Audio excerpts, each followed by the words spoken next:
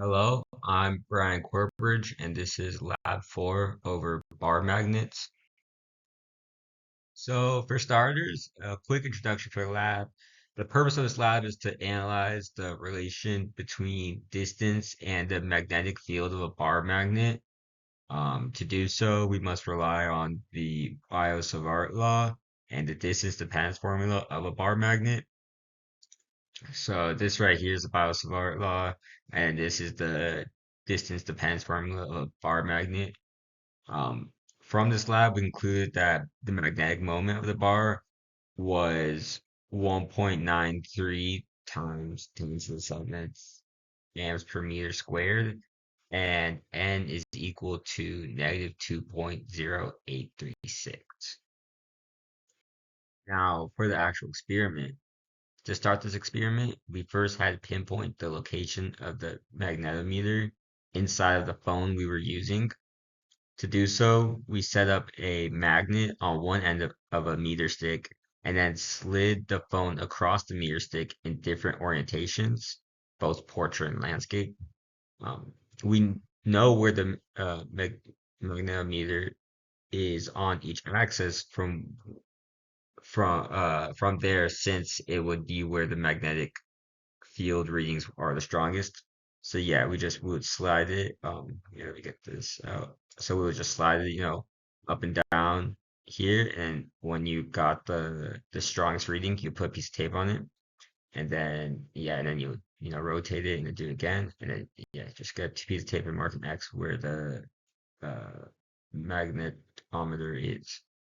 For the first actual findings, doing we were finding the readings on axis.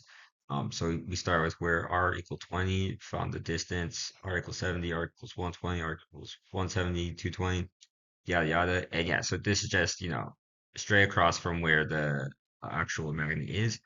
And here we graph that, ln of Vx versus ln of r. And here we got the negative 2.0836, which was the n on the second slide. We then repeated the same thing again for off axis. And by off axis, we mean how the north and south pole of this magnet is going horizontal. And then now we're not on that plane. We are now off of that axis. Um, yeah, and from there we were able to get these stats. I'm not going to read over it. Yeah, you can just read it from here. Now to visualize all this, we plugged in a lot of this data into GlowScript. Um, you can see here, yeah, here we created the function for the magnetic field. The B scale, that this is just kind of an arbitrary number just to make the arrows a little bit bigger so we can see the distance. This is what we measured earlier. And then here are for the observation axis 1 and 2, that is for the on axis portions and arrows, and then we have the perpendicular arrows.